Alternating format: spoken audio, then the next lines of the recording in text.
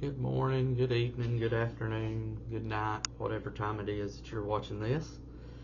We're keeping with our theme of be bold, and today's thought, I guess, Lindsay's got tired of hearing me because she's working on her speech for school, and she says that I'm putting too much of myself in trying to help her with her speech. But anyway, I've told her, and I've said this several times, not just to her, but in church, in teaching.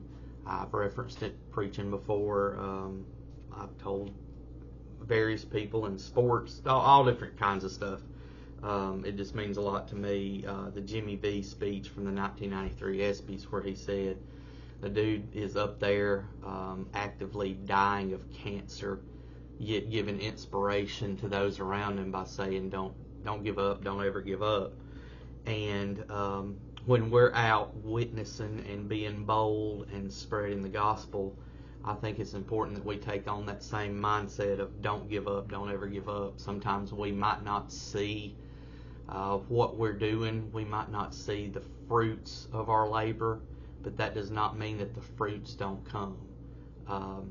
We see everybody else's life like an iceberg. We see the tip that's up above the water, but we don't see the huge chunk under the water, what goes on in their home, what goes on in their personal life, in their own mind, and what effect we may be able to have by sharing the gospel with them, even when it seems like they don't want to hear it or they're not listening. And that makes me think of the parable of the sower, a very familiar parable. It's in Matthew, Mark, and Luke, but I'm going to read the version here in Matthew chapter 13, and you'll find that in Matthew chapter 13 verses. I'm going to read verses 3 through 9 through, and then give you what thought I have about don't give up, don't ever give up, when we're being bold, when we're sharing the gospel. And it says, starting in verse 3, and he spake many things unto them in parables, saying, Behold, a sower went forth to sow. And when he sowed, some seeds fell by the wayside, and the fowls came and devoured them up. Some fell upon stony places, where there were not much earth, and forthwith they sprung up, because they had no deepness of earth. And when the sun was up, they were scorched, and because they had no root, they withered away. And some fell among the thorns, and the thorns sprung up and choked them. But other fell into good ground and brought forth fruit, some 100-fold, some 60-fold, some 30-fold. Who hath ears to hear, let him hear. What's always stuck out to me about the parable of the sower is, the guy goes out and he's planting. I'm not a gardener. I'm not an outdoor person. I don't have a lot of experience planting, but I think Papa Aikens always planted a huge garden. And I'm sure everything he planted, even though he had a beautiful garden, everything he planted didn't grow. Most of it did, but not all of it grew. And I think that's the point, to me, that Jesus was trying to make to the disciples listening to the parable. Is you're going to go out and you're going to share the gospel. And some of it is going to go in one ear and out the other. Some, they're going to refuse to listen to you at all.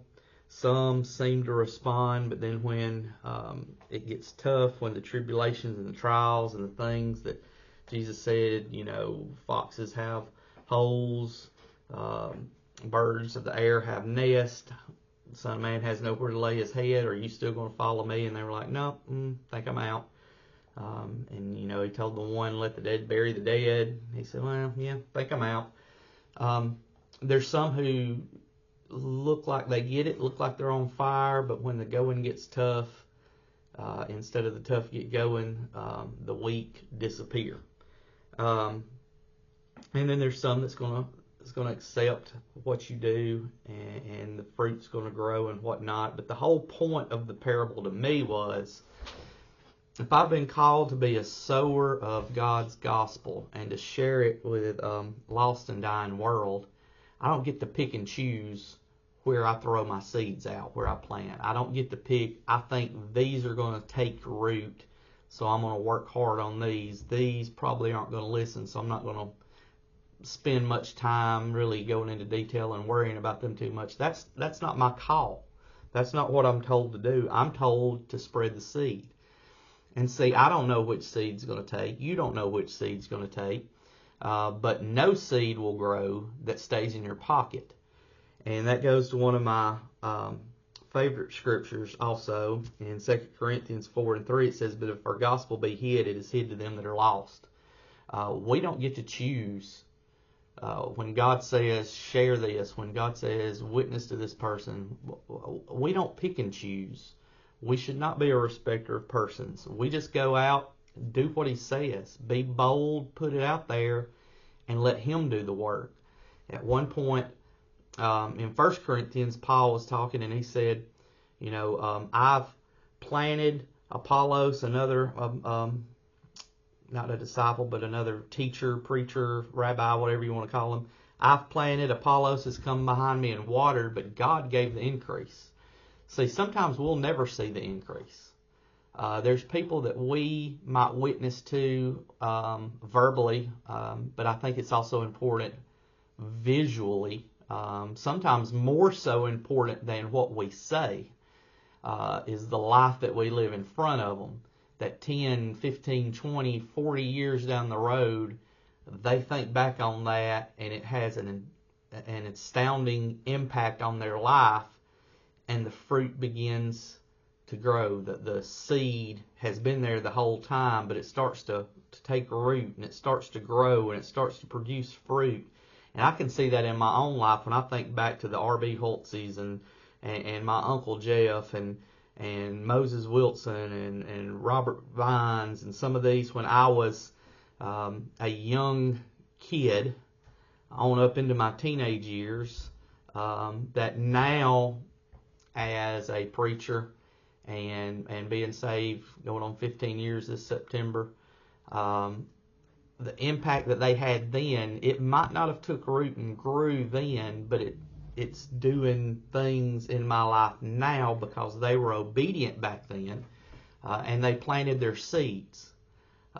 There's people that I run into on a daily basis that I may never see the impact I have on that person's life, but that doesn't mean I should hold back what God's gave me. I should always be ready to give my testimony. I should always be ready. I think it was Paul that wrote to give a reason for the hope. It's Paul or Peter.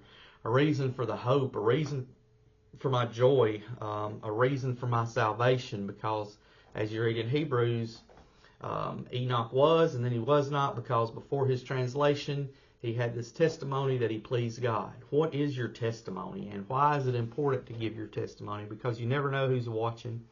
You never know who's looking. You never know what situation they're going through that you're touching on without even meaning to, without even knowing you're doing it. But if you keep it in your pocket, if you sit on your testimony, it does you no good. It does nobody any good, actually. If you go out as a sower, but you keep your seeds in your pockets, nothing has a chance to grow. Nothing has a chance to take root.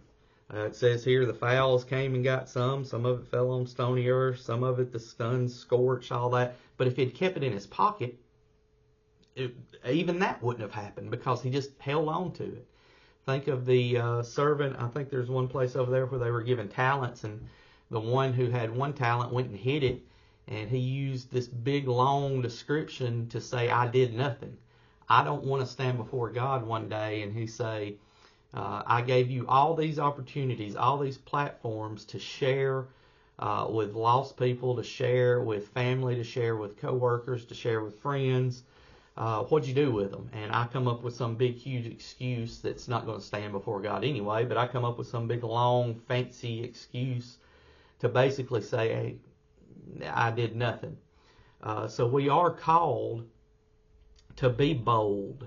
Back to Matthew, one of my other favorites, Matthew 28:19. Go. Jesus said go, not wait for him to come to you. And that takes boldness to take that step out into the unknown, to take that step out of our comfort zone to share the gospel with others. I talked about it in Sunday school yesterday. Many, many years ago, Parker had a tomato plant that he planted in a 5-gallon bucket on our back porch, and it grew. And it was a beautiful tomato plant, but it never had any tomatoes on it because its roots were all tangled up and encased in the 5-gallon bucket, and we never moved it from the bucket anywhere else, so it couldn't grow further. And you think about that with our witness, and we just hold it inside that 5-gallon bucket, but it becomes a plant that's not producing any fruit, which is exactly the opposite of what James was teaching about faith showing works, not faith, not works saving you, but the works that come along with faith.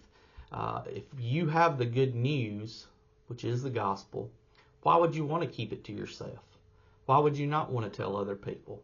And not just the ones you love. It says in there one part, even the Pharisees love the Pharisees, even the sinners love the sinners, even the sorry people love the sorry people. It's easy to love and share to your own, but what I've got, I want everybody to have. I don't want to see anybody go to hell. Share it with your worst enemy. Share it with the person who hates you. Share it with the person who you know doesn't listen to a word you say, but you still have a call to be bold and share the gospel. That's what there were 12 disciples, and God's still using disciples today.